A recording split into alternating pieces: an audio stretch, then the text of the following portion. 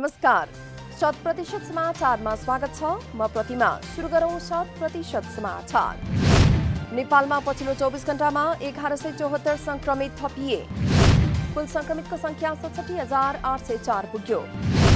हाल सक्रिय संक्रमितको संख्या 17,424। पछिल्लो 24 घण्टामा कोरोनाबाट मुक्त हुनेको संख्या 1893 जना। कुल निको भई डिस्चार्ज हुनेको संख्या 49,954। कोरोनाबाट निको हुनेको संख्या 72%। पछिल्लो 24 घण्टामा कोरोनाका कारण 7 जनाको मृत्यु। कोरोनाका कारण अहिलेसम्म 436 जनाले ज्यान गुमाए। 25,000 भन्दा बढी कोरोना संक्रमित थपिएमा लकडाउन गर्न स्वास्थ्य मन्त्रालयद्वारा सरकारलाई सिफारिस। कोरोनाका कारण विश्वभरि मृत्यु हुनेको संख्या 9,76,342 पुग्यो भने सक्रिय संक्रमितको संख्या 74,22,152। त्रिभुवन विश्वविद्यालयद्वारा कोभिड-19 का कारणले रोकिएका परीक्षा सञ्चालन गर्ने तयारी। माघसम्म सबै परीक्षा सकाएर आगामी फागुन र चैतदेखि पढाइ सञ्चालन गर्ने त्रिवीको तयारी। त्रिवी कार्यकारी परिषद, परीक्षा सुधार तथा समन्वय परिषद र केन्द्रीय परीक्षा सञ्चालन समितिको बुधबार बसेको बैठकले छठ लगत्तै रोकिएका परीक्षा सञ्चालन गर्न तयारी गर्न सम्बन्धित कार्यालयलाई निर्देशन।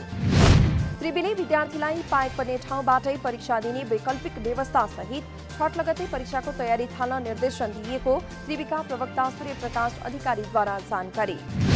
त्रिवीले कोभिड-19 का कारणले सबै रोकिएका परीक्षा छठ लगत्तै गर्ने गरी दशैं अगाडि नै परीक्षाको कार्यतालिका सार्वजनिक गर्न सम्बन्धित डीन कार्यालयलाई पत्राचार समेत गर्यो।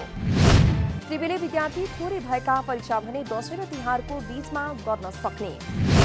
परीक्षा नियन्त्रण कार्यालयले पनि बुधबार नै सबै डीन कार्यालयलाई परीक्षाको तयारी थाल्नका लागि परिपत्र। त्रिवीले भौतिक दूरी र स्वास्थ्यको मापदण्ड तोकेर परीक्षा लिने व्यवस्था गर्ने। परीक्षा नियन्त्रण कार्यालयले वार्षिक परीक्षा र सम्बन्धित डीन कार्यालयले सेमेस्टर परीक्षा लिने।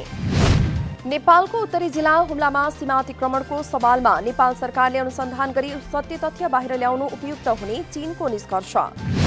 काठमाडौँस्थित चिनिया दूतावासका प्रवक्ता वाङ सियालोङद्वारा नेपाल र चीनबीच कुनै किसिमको सीमा विवाद नरहेको प्रष्टोक्ति।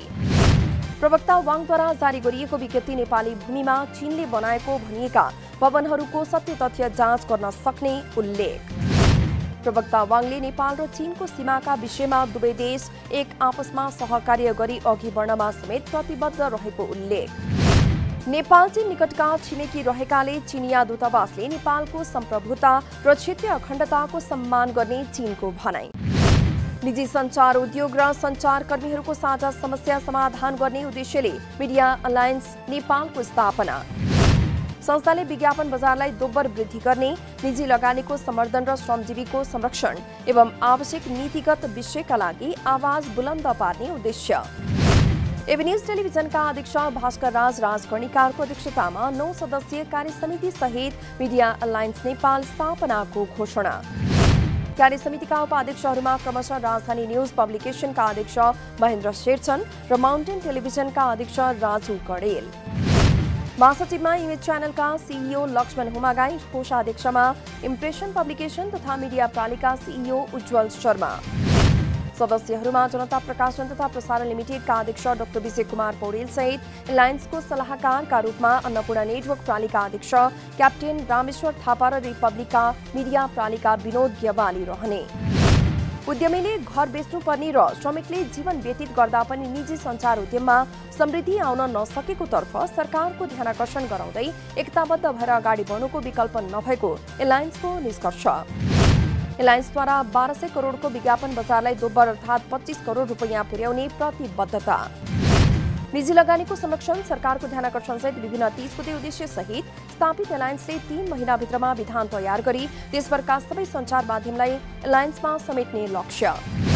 कोरोना भाइरसको महामारी विरुद्ध अग्रपंक्तिमा खटिएका स्वास्थ्यकर्मीले अहिलेसम्म जोखिम भत्ता पाएनन्।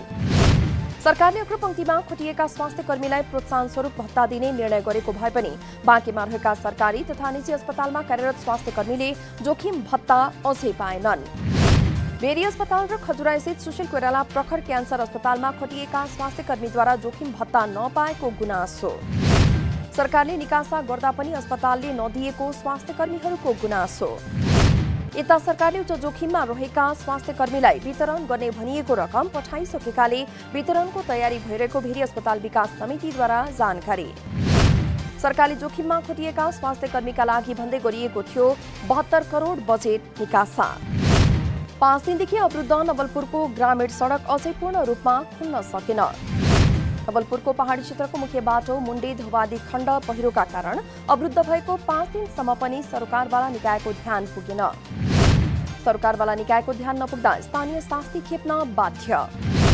नवलपुरको सदरमुकाम कावासोती नगरपालिका र मुख्य सडक सञ्जालसँग जोडिएको देवचुली नगरपालिका तथा पहाडी गाउँपालिका बुलिङटार र हुप्सेकोट गरी 4वटा पालिकाको संगमस्थलमा पहिरो 55 प्रशासनलाई बुधबारदेखि जानकारी गराइएको तर अहिलेसम्म कुनै पनि पहल नभएको देवचुली उद्योग वाणिज्य संघको भनाइ। यस्तै मुण्डे कुमसोतमा पक्कै सडक समेत भासियो। कञ्चनपुरको पुनर्वास नगरपालिकामा रहेको साना किसान सहकारी संस्थामा अनियमितता भएको रहस्य बाहिरियो। सहकारीको भवनमाथि तल्ला थप्ने भन्दै सार्वजनिक खरिद ऐन विपरीत कोटेसन आह्वान नगरी 46 लाख रकम खर्च। सार्वजनिक खरिद ऐन विपरीत कोटेसन आह्वान नगरी लाखौं रकममा अनियमितता भएको शेयर सदस्यहरूको आरोप। यसअघि पनि संस्थाका जिन्सी सामान खरिद गर्दा आर्थिक नियमावली भन्दा बाहिर गएर मनोमानी रूपले खरिद गरिएको सहकारी सदस्यहरूको भनाइ। सहकारीको भवनमा 2 कोठा, बैठक हल, किचन र शौचालय सहितको तला थप्दा 46,09,525 रुपैयाँ खर्च। सहकारीले भने नीतिगत रूपमा नभई व्यवहारिक रूपमा काम गरेको भन्दै अनियमितता ढाकछोप गर्ने प्रयास। लागत इस्टिमेट विनय जोगराम चौधरीलाई भवनको तला थप्न 46,09,525 रुपैयाँमा दिइएको थियो ठेक्का। माथिल्लो तलाको उद्घाटन नै नभई ढलानमा चिरा परेको भन्दै सदस्यहरूले गरे गुनासो। भवन निर्माण गर्दा नियम विपरीत कार्य भएको सहकारीका अध्यक्षको स्वीकारोक्ति। सर्वोच्च अदालतद्वारा नयाँ मापदण्ड अनुसार वरिष्ठ अधिवक्ता उपाधिका लागि आवेदन माग। नयाँ मापदण्ड अनुसार वरिष्ठ अधिवक्ता उपाधि पाउनका लागि 15 वर्ष कानूनी व्यवसायमा रहेको हुनुपर्ने र 50 वटा मुद्दाको बहस गरेको फैसला पेश गर्नुपर्ने प्रावधान अनिवार्य। निष्ठा र इमानदारीपूर्वक कानून व्यवसायमा सक्रिय भएकालाई सम्मान स्वरूप प्रदान गरिने वरिष्ठ अधिवक्ताको उपाधिका लागि सर्वोच्चद्वारा आवेदन माग। वरिष्ठको उपाधि जथाभावी बाँड्ने विकृति बढेपछि सर्वोच्च अदालतले पहिलो पटक बनाएको वरिष्ठ अधिवक्ताको उपाधि प्रदान गर्ने सम्बन्धी मापदण्ड 2076 अनुसार बुधबार एक सूचना जारी आवेदन माग गरियो।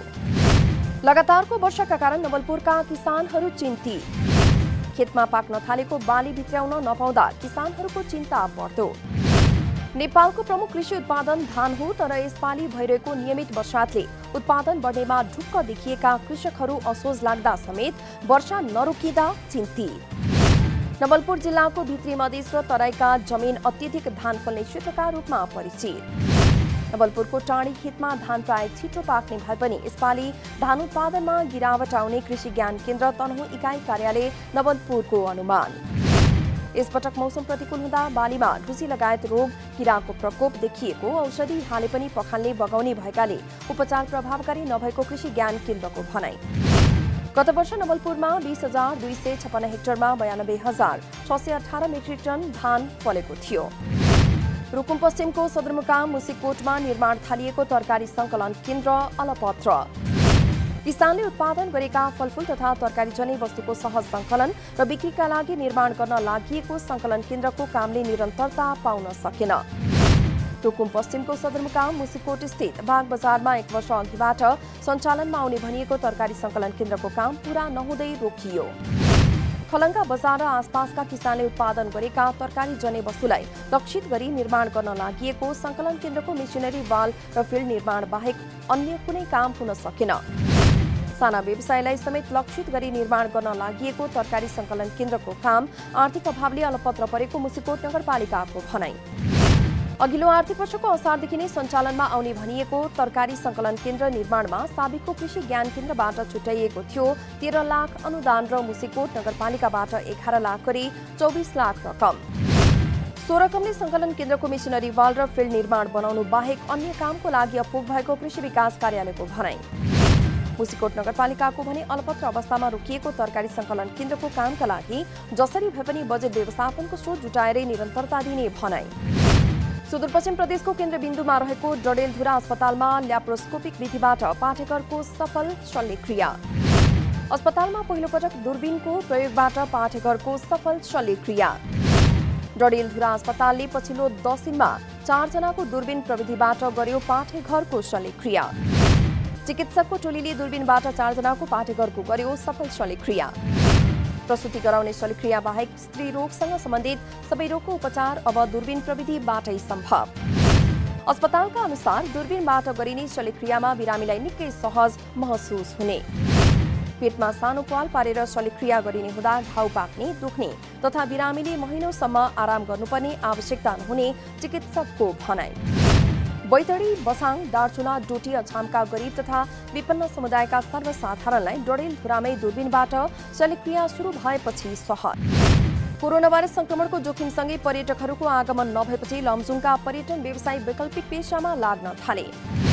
कोभिड-19 को जोखिमसँगै पर्यटन व्यवसाय प्रभावित भएपछि लमजुङको मर्स्याङ्दी गाउँपालिका खानी गाउँका होमस्टे व्यवसायीहरू वैकल्पिक पेशाबाट आमदानी गर्न थाले। संक्रमणकालीन अवस्थामा पनि आमदानीको विकल्प खोज्दै सामूहिक रूपमा व्यवसायीहरू लागे। खानी गाउँ रक गार्डन होमस्टेसँगै लकडाउनका कारण पर्यटकीय घलेगाउँ, काउलीपानी, राइनास, सिउरुङ, मर्स्याङ्दीको छापा, बेसी शहरकै खासुर सामुदायिक होमस्टे प्राय सुनसान। संयुक्त राष्ट्रसङ्घको महासभामा अमेरिका र चीन बीचको तनाव बाहिरियो। अमेरिकी राष्ट्रपति डोनाल्ड ट्रम्पले चीनमाथि कोरोना भाइरस फैलाएको आरोप लगाएपछि दुई देशको तनाव सार्वजनिक। महासभालाई सम्बोधन गर्ने क्रममा ट्रम्पले कोरोना भाइरसले फैलाएको महामारीका लागि चीन जिम्मेवार हुनुपर्ने बताए। ट्रम्पले कोरोना चीनले फैलाएको आरोप लगाए पनि चीनिया राष्ट्रपति सी जिनपिङले भने चीन कुनै देशसँग शीत युद्धमा प्रवेश गर्न नचाहेको प्रस्तुति। कोरोना महामारी अघि पनि अमेरिका र चीन दुई शक्ति राष्ट्रबीच तनाव। कोरोना महामारीका कारण राष्ट्रसङ्घको महासभा भर्चुअल रूपमा हुँदै। नेपाल क्रिकेट संघ क्यानले मङ्सिरमा राष्ट्रिय प्रतियोगिता आयोजना गर्ने। मंगलबार चितवनमा बसेको बोर्ड बैठकले मङ्सिरमा राष्ट्रिय प्रतियोगिता आयोजना गर्ने गर्यो निर्णय। अन्तर्राष्ट्रिय क्रिकेट परिषद आईसीसीले तोकेको टाइमलाइन अनुसार क्यानले मङ्सिरभित्र महिला र पुरुष दुवैको राष्ट्रिय प्रतियोगिता अनिवार्य गर्नुपर्ने। मङ्सिर मसान्तभित्र महिला र पुरुषको प्रधानमन्त्री कप गर्ने निर्णय। बोर्ड बैठकपछि क्यान अध्यक्ष चतुर बहादुर चन्दले त्यसका लागि राष्ट्रिय खेलकुद परिषद र सरकारसँग समन्वय गर्ने बताए। लामो समयबाट बन्द रहेको राष्ट्रिय टिमको क्लोज क्याम्पका लागि समेत क्यानले परिषदसँग अनुमति माग्ने। क्यान निलम्बन रहेको अवस्थामा राखेपले आयोजना गर्दै आएको प्रधानमन्त्री कप अब क्यानले आयोजना गर्ने। प्रधानमन्त्री कपको पुरुषतर्फ 3 संस्करण पूरा भएको छ भने महिलातर्फ 4 संस्करण पूरा। 100% समाचार अहिलेलाई यति नै। नमस्कार।